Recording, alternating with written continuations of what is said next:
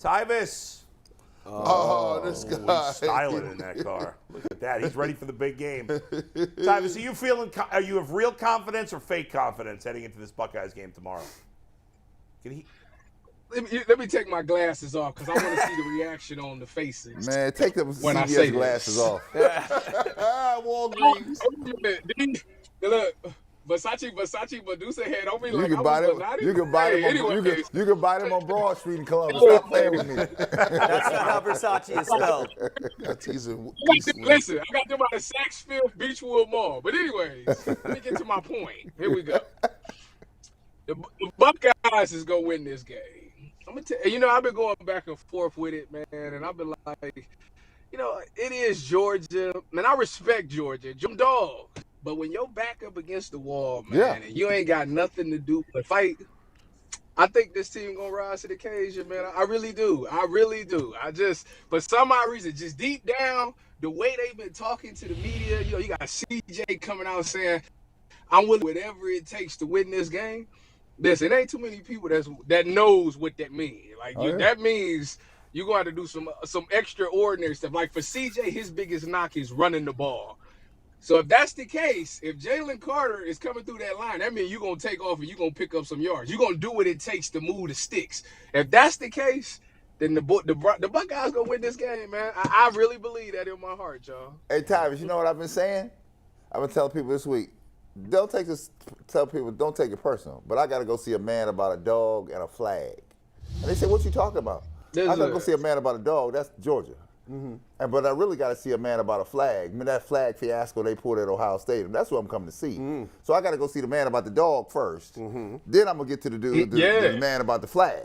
If Ohio State wins this game, they should win. They should beat either Michigan or TCU. Oh, we going to be, listen. I think the winner of this game wins it all. I agree. Well, because you got to think, Michigan, the worst part is Ohio State has more talent than Michigan. Like, it ain't even. Like, it's just that they're executing and Harbaugh is pulling some strings. They more physical. But when it comes from skill to skill, Ohio State got better. Ohio State got better receivers, got better quarterbacks. And to be truthful, they got the better offensive line when you look at the guys projected to go in the first 2 rounds. They have more talent than these dudes.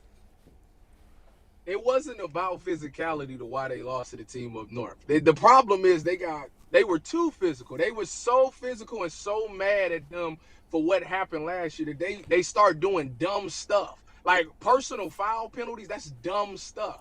They were so busy trying to get back at them that the team up north just outsmarted them. Hey, these guys is being aggressive, so this is what we're going to do. We're going to use that aggressive-ness against them. And that's what they did. Like, they sold Ryan out. Day better use that too, Tyvis, because if he show up light, it's not going to end up well for him. I'm going to fire his ass if they lose this game.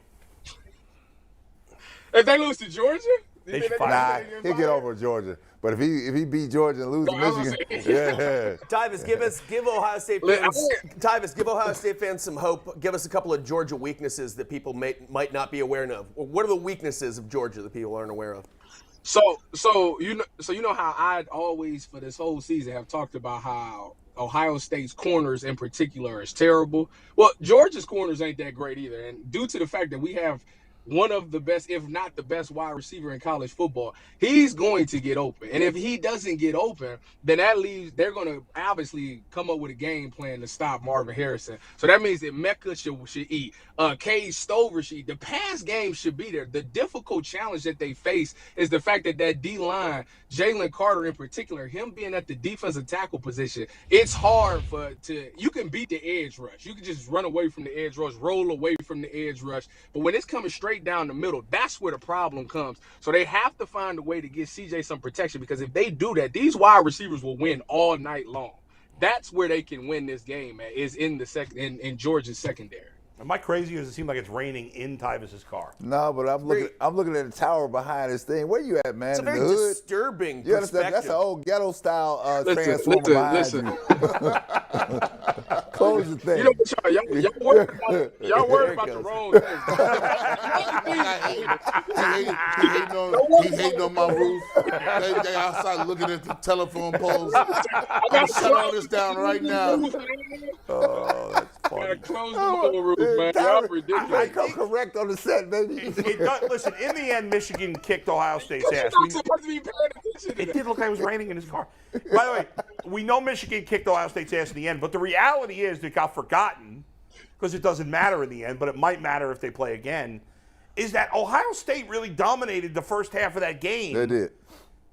And it looked, the first, quarter and a half, it felt like Ohio State was going to win. Till we got dominated.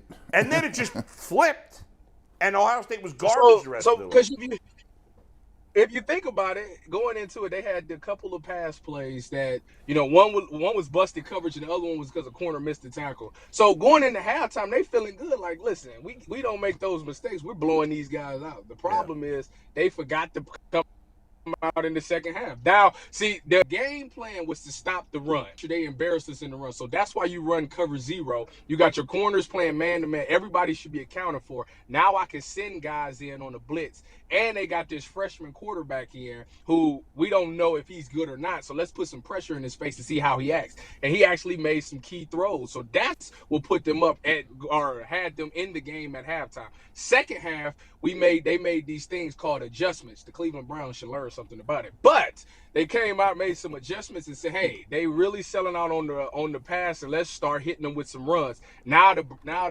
about to call them the Browns. The Buckeyes start misfitting gaps, and now you see them getting gashed in the run game. So that's what happened. You got to make some adjustments. It's like I say, the game of football is a game of chess, not checkers. What worked in the first half is not going to work in the second half.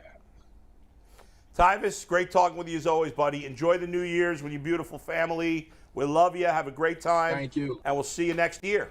All right, Tyvis.